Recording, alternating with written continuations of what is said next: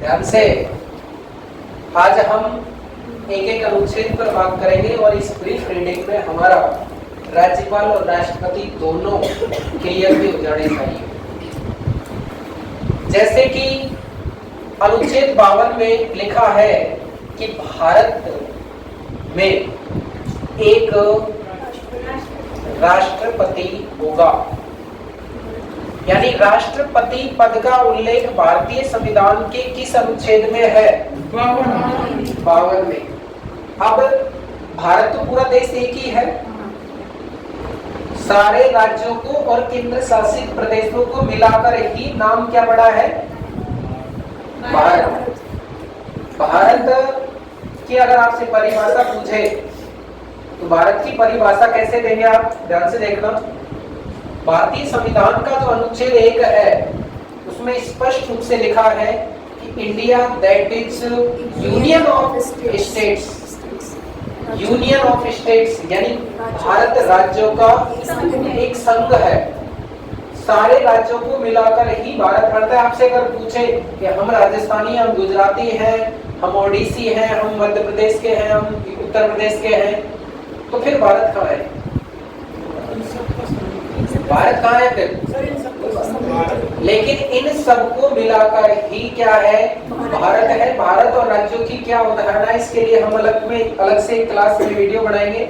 जैसे एक पिता के 5 संतान हैं, ध्यान से समझना है। एक पिता की कितनी संतान है? 5 संतान है और एक पिता के 6 संतान है। ये जो 5 संतान है उस पिता के 30 बीघा जमीन है और एक जो 6 संतान है उस पिता के भी 30 बीघा संतान है। 30 बीघा जमीन है। तो ये जो 30 बीघा है वो बांट देता है कितनी कितनी बीघा? 6 बीघा, 6 बीघा, 6 बीघा, 6 बीघा, 6 बीघा। इस पिता ने कितनी कितनी बांट दी? 5 बीघा, 5 बीघा, 5 बीघा, 5 बीघा और 5 बीघा। हो गई पूरी? एक और रह गई 5 बीघा। ठीक है। अब मेरे को ये बताएं कि आज कलयुगी संतान कौन सी? कलयुगी संतान अगर 5 संतान है, उसके पास 30 बीघा जमीन थी, उसने सारी की सारी जमीन बांट दी। लेकिन जब बात माता पिता को रोटी देने की आई, जब बात माता पिता को रोटी देने की आई, तो इनमें से किसी संतान ने हाँ करने से मना कर दिया, क्योंकि जमीन पूरी नहीं थी। अब बचा क्या? अब आगे से मेरे जैसा चतुर पिता आएगा, वो 30 बीघा जमीन को अपनी 5 संतानों में बांटेगा, 1 2 3 4 5, लेकिन कितनी देगा? 5 बीघा, 5 बीघा, 5 बीघा, 5 बीघा, 5 बीघा। कितनी डिस्ट्रीब्यूट कर दी? 25 बीघा। अभी इसके पास भी खुद की बच रही है कितने बीघा? 5 बीघा। बात समझ में आई? ये जो स्थिति है वो इंडिया की है कि नहीं है? इंडिया नामक बाप ने अपने राज्य रूपी बेटों को अपनी पूरी की पूरी जमीन डिस्ट्रीब्यूट कर रखी है, लेकिन ये स्थिति जो है वो अमेरिका की है। अमेरिका रूपी बाप ने अपनी अलग से जमीन रख ली है, पहले ही 5 बीघा, उसके बाद अपने बेटों को जमीन डिस्ट्रीब्यूट की है। तो अगर भारत पूछे तो भारत तो इन सभी 5 राज्यों का संघ है, और 5 राज्यों का संघ है। लेकिन यहाँ पर अमेरिका की अगर बात करें तो जब तक खुद अमेरिका को नहीं मिलाएंगे तो यह अमेरिकी राज्य अमेरिका में नहीं मिलेंगे। तो इन को प्लस करने के लिए, इसको प्लस करने के लिए, बाप को मिलाने के लिए इसके नाम से पहले एक शब्द लिखा जाता है संयुक्त राज्य अमेरिका। यानी इन बेटों को मिलाएंगे तो राज्यों को संयुक्त करने के लिए, इसलिए अमेरिका के बारे में कहा जाता है संयुक्त राज्य अमेरिका। ये बात समझ में आ गई क्या? तो भारत की स्थिति ये ऊपर वाली या नीचे वाली? ऊपर वाली। भारत अलग से कोई राज्य नहीं है, अलग से भारत का कोई अस्तित्व नहीं है। इंपॉर्टेंट बात आगे कि भारत का एक राष्ट्रपति होगा। भारतीय संविधान के अनुच्छेद कितने में लिखा? 52 में। वो कौन होना चाहिए, वो कैसा होना चाहिए, वो किसके द्वारा होना चाहिए, वो सारा तरीका नीचे है। जैसे भारत को चलाने के लिए एक राष्ट्रपति होगा, अनुच्छेद 52। भारत को चलाने के लिए उसको क्या देनी पड़ेगी? शक्तियां। तो उन शक्तियों का नाम है कार्यपालक शक्तियां। शासन व्यवस्था को चलाने के लिए, पदों की नियुक्ति करने के लिए या जो भी कार्य करने के लिए उसको क्या दे रखी है? शक्तियां। भारतीय संविधान का अनुच्छेद 53 राष्ट्रपति को क्या देता है? शक्तियां देता है। भारतीय संविधान का अनुच्छेद 54, अब इन शक्तियों का विस्तार से वर्णन करेंगे अपन, जिसमें कार्यपालिका शक्ति है, उसके साथ में विधायी शक्तियां हैं, आपातकालीन शक्तियां हैं, जो वित्तीय शक्तियां हैं, वो सारी शक्तियां फिर इसके अधीन आएगी। मेरा कहने का बात इतनी सी है कि राज्य सरकार का जो कर्मचारी होता है वो राज्यपाल के अंडर में कार्य करता है, और केंद्र सरकार का जो कर्मचारी होता है वो राष्ट्रपति के अंडर में कार्य करता है, चाहे वो कितने से भी बड़े से बड़ा पद हो, चाहे आईएएस क्यों नहीं हो। उसकी नियुक्ति भी राष्ट्रपति द्वारा की जाती है। भारत में समस्त कार्मिकों की नियुक्ति राष्ट्रपति, राज्यों में समस्त कार्मिकों की नियुक्ति राज्यपाल के द्वारा की जाती है। जब नाम भारत सरकार आएगा तो वहां पर सिग्नेचर राष्ट्रपति के होंगे, जब राज्य सरकार का प्रश्न आएगा तो वहां पर राज्यपाल होगा। तो राज्य सरकार के द्वारा नियुक्ति की जाती है, मतलब राज्यपाल के द्वारा की जाती है। भारत सरकार के द्वारा की जाती है, मतलब राष्ट्रपति द्वारा की जाती है। अनुच्छेद 54 में निर्वाचक मंडल है किसका? राष्ट्रपति का। निर्वाचक मंडल का मतलब यह है कि राष्ट्रपति के चुनाव में कौन कौन व्यक्ति भाग ले सकते हैं या लेंगे। तो राष्ट्रपति के चुनाव में हमारी जो संसद है, हमारी क्या संसद, इधर संसद में 2 सदन है, एक राज्यसभा और एक लोकसभा। तो संसद के भी सदस्य, लोकसभा के भी सदस्य भाग लेते हैं। इसके अलावा सभी विधान सभाएं, जो विधानसभा होती है वो किसी भी विधान मंडल का निम्न सदन होता है। विधानसभा किसी भी विधान मंडल का क्या होता है? निम्न सदन होता है। तो संसद का उच्च सदन, संसद का निम्न सदन और राज्य विधान मंडल का निम्न सदन राष्ट्रपति के चुनाव में भाग लेता है।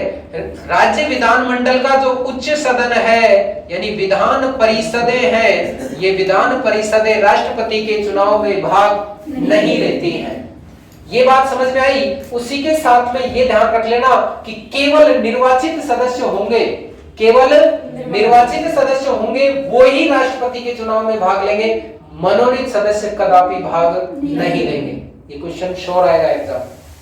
मनोनीत सदस्य भी भाग नहीं लेते हैं, विधान परिषदों के सदस्य भी भाग नहीं लेते हैं, केवल संसद के दोनों सदनों के और विधानसभाओं के निर्वाचित सदस्य ही राष्ट्रपति के चुनाव में भाग लेते हैं। इस प्रकार इन सब को मिलाकर राष्ट्रपति का क्या बन जाता है? निर्वाचक मंडल, यानी कौन कौन व्यक्ति निर्वाचन में भाग ले सकता है। उसके बाद में आता है निर्वाचन का तरीका। ये बहुत ही यूनिक क्वेश्चन है, इसको थोड़ी देर के लिए आप रट लेंगे।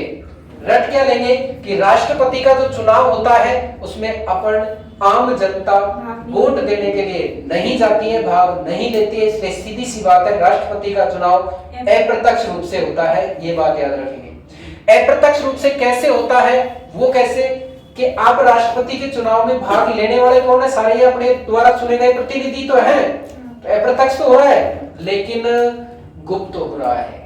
सबसे बड़ी बात यह है कि ये व्यक्ति अगर बाहर आकर ये बता देते हैं कि मैंने इस व्यक्ति को वोट दिया है, तो उसका मत खारिज कर दिया जाता है। जैसे कि अभी हाल ही में आपने द्रौपदी मुर्मू के जो निर्वाचन हुए थे उसमें भी वैध मतों की गणना अलग होती है, कुल मतों की गणना अलग होती है। लगभग 70 के आसपास ऐसे विधायक रहे हैं, ऐसे सांसद रहे हैं जिनके मत क्या कर दिए? रिजेक्ट कर दिए, खारिज कर दिए। तो निर्वाचन के तरीके में याद रखेंगे एकल संक्रमणीय, आनुपातिक, गुप्त और अप्रत्यक्ष मतदान प्रणाली। एकल संक्रमणीय, आनुपातिक, गुप्त, अप्रत्यक्ष मतदान प्रणाली से चुनाव होता है किसका? राष्ट्रपति का। कार्यकाल सदैव याद रखेंगे कितना वर्ष? 5 वर्ष। कितना? 5 वर्ष। लेकिन 56 में जो कार्यकाल है उसका संबंध सीधा सीधा अनुच्छेद 61 से है, महाभियोग की प्रक्रिया। क्यों? क्योंकि 5 वर्ष से पहले भी राष्ट्रपति पर महाभियोग लगाकर उसे हटाया जा सकता है।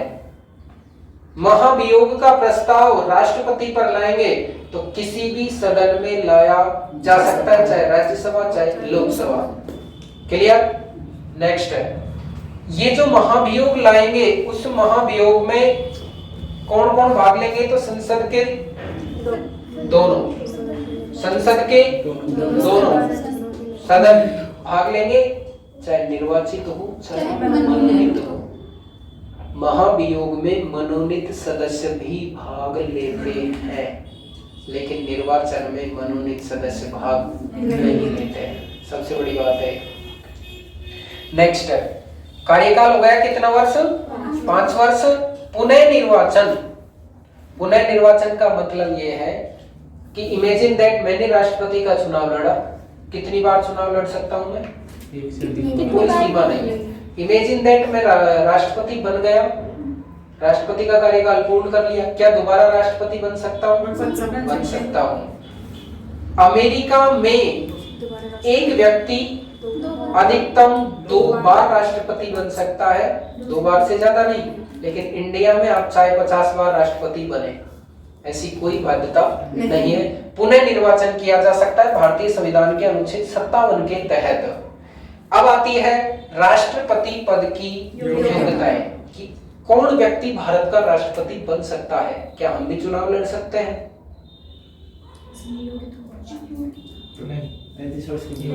फर्स्ट ऑफ ऑल कि वह भारत का नागरिक हो, और सेकंड ऑफ वह 35 वर्ष की आयु पूर्ण कर चुका हो, और इनमें से किसी सदन का वो सदस्य तो नहीं हो लेकिन सदस्य बनने की योग्यता रखता हो। क्लियर? उसके बाद में शर्तों का मतलब यह है कि वो किसी लाभ के पद पर कार्य नहीं कर रहा हो, वो दिवालिया या पागल, मानसिक रूप से विक्षिप्त घोषित नहीं कर दिया गया हो, तो वो क्या लाएंगे? उसकी शर्तें। नैतिक योग्यता, निम्न में से कौन सी राष्ट्रपति पद की योग्यताएं नहीं है? भारत का नागरिक हो, वह 35 वर्ष की आयु पूर्ण कर चुका हो, वह दिवालिया या पागल घोषित न हो, उपयुक्त सभी। दिवालिया ना। आंसर कितना आएगा? Option number 3। Option number 3। Yes sir.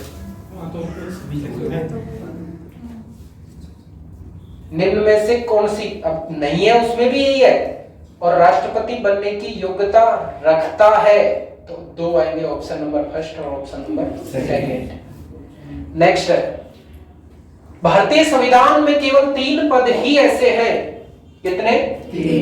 3 पद ही ऐसे हैं जिनकी शपथ का उल्लेख किसी अनुच्छेद में है। भारतीय संविधान में केवल 3 ही पद ऐसे हैं जिनकी शपथ का उल्लेख किसी अनुच्छेद में है। एक राष्ट्रपति, एक उपराष्ट्रपति और एक राज्यपाल। इसके अलावा किसी भी व्यक्ति की शपथ का उल्लेख अनुच्छेदों में नहीं है। तो कहां पर है? कहां पर है? और व्यक्ति आएंगे, उनकी शपथ कहां मिलेगी? अनुसूची। अनुसूची फर्स्ट में भारत के राज्य और संघ, अनुसूची सेकंड में भारत के राज्य संघ के जो पदाधिकारी हैं उनके वेतन भत्ते, और अनुसूची 3 में शपथ 3 व्यक्तियों को छोड़कर, एक राष्ट्रपति, उपराष्ट्रपति, राज्यपाल। तो अगर आपसे पूछता है कि भारतीय संविधान में राष्ट्रपति पद की शपथ का उल्लेख भारतीय संविधान के किस अनुच्छेद में है, तो आप क्या बताएंगे?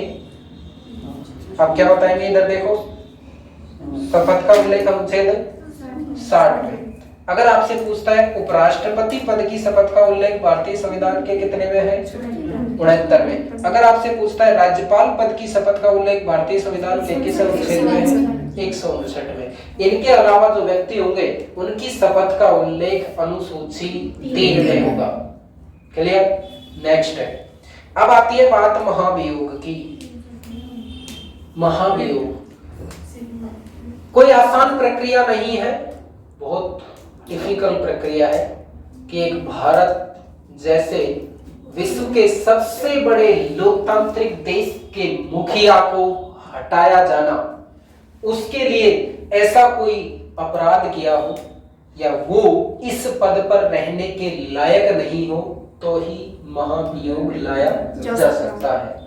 एक लोकतांत्रिक प्रक्रिया पर बहुत बड़ा आक्षेप लगेगा जिस दिन किसी राष्ट्रपति को हमारे देश से महाभियोग की प्रक्रिया के द्वारा हटाया जाएगा। इतना आसान काम नहीं होगा वो। तो महाभियोग की प्रक्रिया के लिए शर्त है कि वह व्यक्ति संविधान का उल्लंघन करके, जो खुद संविधान का रक्षक है वो संविधान का अगर उल्लंघन कर रहा है, जो जब बाढ़ ही खेत को खाती है, जिस व्यक्ति को अपन ने गार्ड के रूप में लगा रखा है और वही चोरी कर रहा है, फिर उसके लिए क्या प्रावधान होगा? क्या उसको रखेंगे हम? नहीं सर, नहीं रख सकते। तो महाभियोग की प्रक्रिया उसी स्थिति में लगाई जा सकती है जब उस संविधान का उल्लंघन करे, कदाचार या अक्षमता के आरोप के आधार पर ही जब संसद के दोनों सदन, लोकसभा और राज्यसभा, लोकसभा प्रस्ताव लाएगी तो राज्यसभा द्वारा पारित करेगा, राज्यसभा प्रस्ताव लाएगी तो लोकसभा, दोनों सदनों के द्वारा पारित होने के बाद ही महाभियोग की प्रक्रिया पूर्ण हो जाने पर राष्ट्रपति को हटाया जा सकता है। लेकिन महाभियोग लाने से पहले कितने दिन पहले? 14 दिन पहले उस व्यक्ति को आपको सूचना देनी पड़ेगी और वो ये सिद्ध भी कर सकता है कि मेरे ऊपर इस प्रकार का कोई आरोप नहीं है, तो वो महाभियोग की प्रक्रिया से बच सकता है। यस, तो महाभियोग की प्रक्रिया समझ में आई। उसके बाद में आता है किसका? कार्यकाल पहला पूर्ण हो जाने से पहले संबंधित व्यक्ति के यानी पद का क्या हो जाना चाहिए? चुनाव हो जाना चाहिए। सीधी सी बात यह है कि भारत में राष्ट्रपति का एकमात्र पद ऐसा है जो कभी खाली नहीं रह सकता। तो इस स्थिति में खाली नहीं रहेगा तो कब नहीं रहेगा? दैट मीन्स अगर 25 जुलाई को राष्ट्रपति जी शपथ लेते हैं तो 25 जुलाई से पहले राष्ट्रपति के चुनाव हो जाने चाहिए और रिजल्ट आ जाना चाहिए। उस दिन केवल शपथ का कार्य होगा। हर 25 जुलाई 1977 के बाद लगातार 25 जुलाई को राष्ट्रपति के द्वारा शपथ ली जा रही है।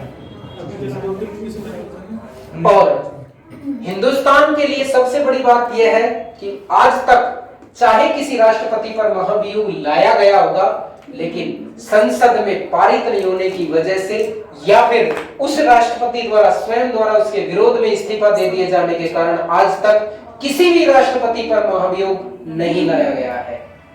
ये सबसे बड़ा संविधान का, लोकतंत्र का रक्षक माना जा सकता है किसको? महाभियोग की प्रक्रिया नहीं लगना हमारे गणतंत्र का एक प्रतीक है। हिंदुस्तान विश्व का सबसे बड़ा लोकतांत्रिक देश है। बात समझ में आई?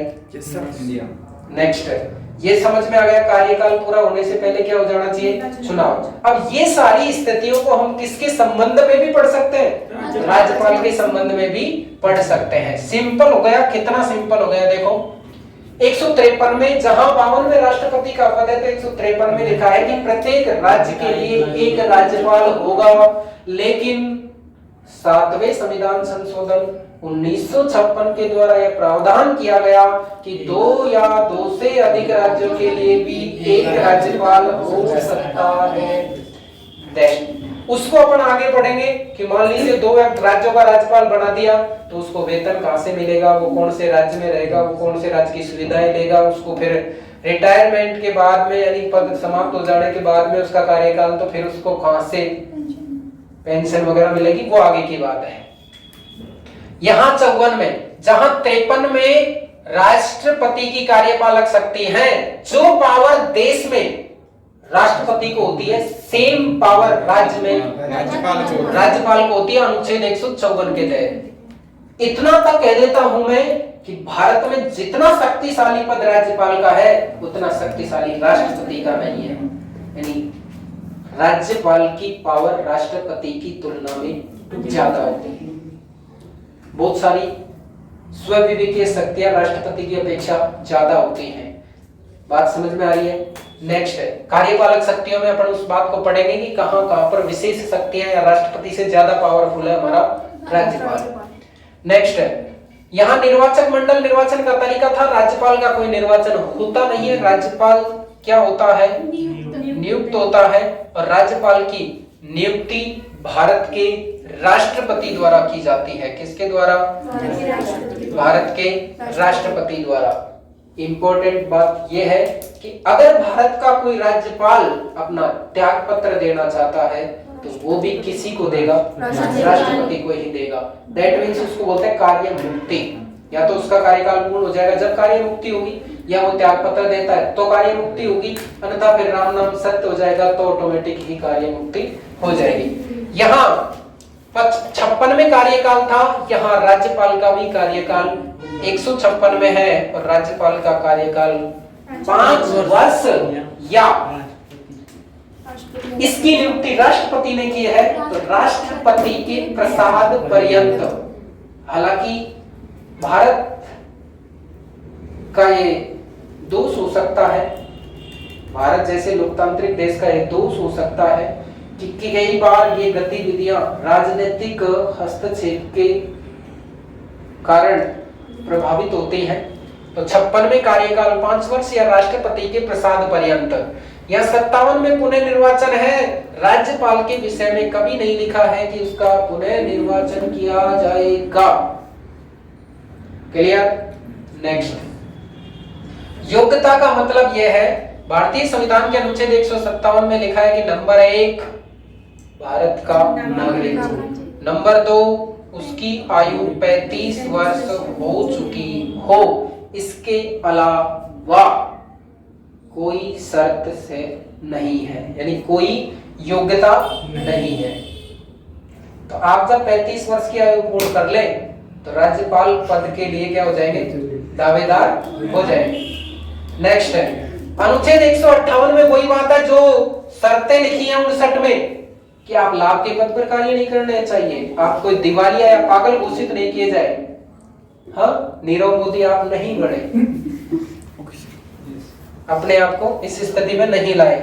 नेक्स्ट है शपथ का प्रावधान, आपको बताया मैंने, शपथ यहां पर भी और शपथ यहां पर भी। क्लियर? शपथ क्या? ये व्यक्ति जो शपथ लेगा राष्ट्रपति, वो संविधान की रक्षा और देश के नागरिकों का कल्याण, संविधान की रक्षा और देश के नागरिकों का कल्याण। हालांकि राज्य में संविधान का रक्षक राज्यपाल होता है, लेकिन संविधान का रक्षक एक ही देश में होता है, राष्ट्रपति, तो उसको कहने की दोबारा जरूरत नहीं है। तो राज्यपाल संविधान की रक्षा की शपथ नहीं लेगा, संविधान राज्य के नागरिकों के कल्याण की शपथ लेगा। एक बार जब राजस्थान के राज्यपाल श्रीमान कल्याण सिंह जी बड़े थे तो अखबार की बड़ी बड़ी हेडिंग आई थी, कल्याण ने ली कल्याण की शपथ, कल्याण ने ली कल्याण की शपथ। उसी बात से समझ जाना चाहिए कि राज्यपाल किसकी शपथ लेता है? राज्य के नागरिकों का कल्याण, यानी वो जो कार्य करेगा वो राज्य के नागरिकों के लिए करेगा, राज्य के नागरिकों के हित में करेगा। नेक्स्ट, यहाँ किसकी प्रक्रिया है? महाभियोग की प्रक्रिया।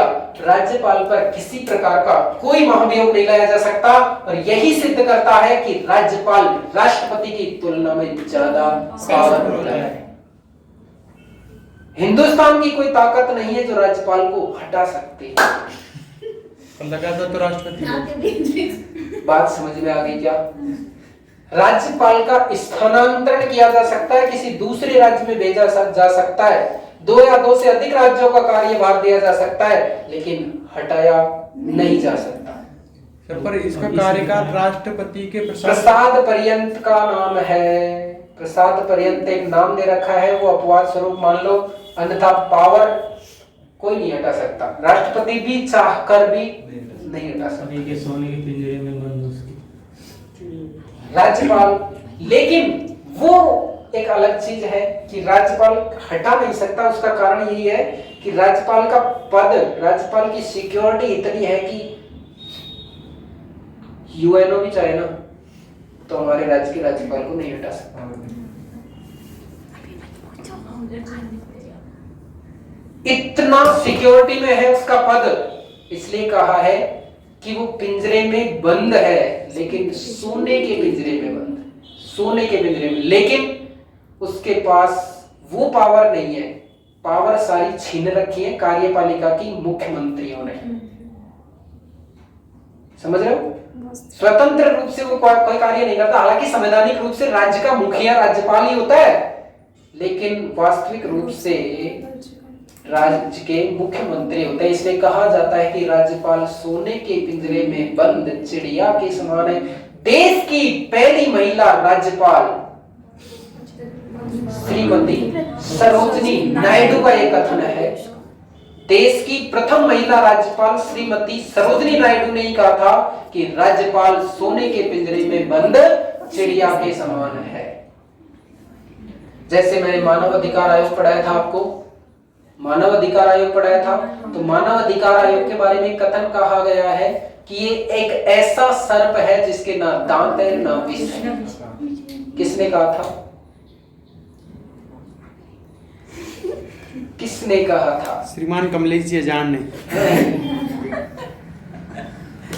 राष्ट्रीय मानव अधिकार आयोग के अध्यक्ष और सर्वोच्च न्यायालय के पूर्व मुख्य न्यायाधीश श्रीमान एच.एल. दत्तू ने कहा था कि ये दंत विहीन नाग है। कौन? राष्ट्रीय मानव अधिकार आयोग। तो मानव अधिकार आयोग सिक्योरिटी पूरी है, लेकिन उसके पास पावर है। नेक्स्ट, तो अपन पहुंच गए थे 59 में। यहां कार्यकाल पूरा होने से पहले क्या हो जाना चाहिए? इसका चुनाव।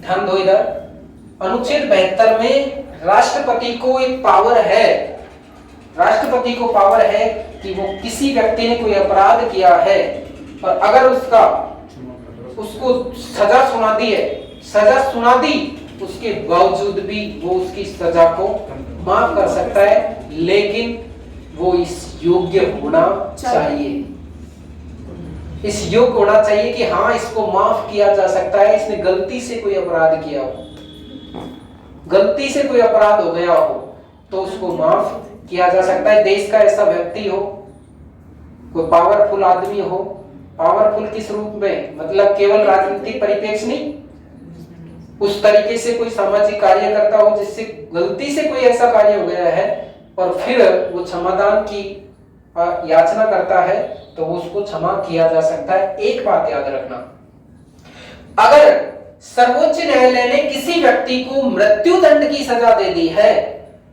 किसकी? मृत्यु दंड की सजा दे दी है, तो उस मृत्यु दंड की सजा को भारतीय संविधान के अनुच्छेद 72 के तहत केवल प्रेसिडेंट ही, यानी राष्ट्रपति ही माफ कर सकता है। इस स्थिति में राज्य का कोई अपना व्यक्ति है तो उसको अगर क्षमा देनी है तो राज्यपाल के पास वो पावर नहीं है, केवल मृत्यु दंड की। मृत्यु दंड को छोड़कर राष्ट्रपति की समान पावर है, केवल मृत्यु दंड की पावर, यानी मृत्यु दंड को माफ करने की पावर इसके पास नहीं है। उस प्रकार यहाँ पर भारतीय संविधान के अनुच्छेद 73 में लिखा है कि राज्यपाल की कार्यपालिका शक्तियों का क्या किया जाएगा? विस्तार किया जाएगा। तो भारतीय संविधान के अनुच्छेद 162 में राज्यपाल की कार्यपालिका शक्तियों का विस्तार किया जाएगा। तो ये थोड़ा सा विस्तार से समझ में आया? Sir clear? बेस्ट। तो आप लाइक करेंगे, शेयर करेंगे और सब्सक्राइब करेंगे।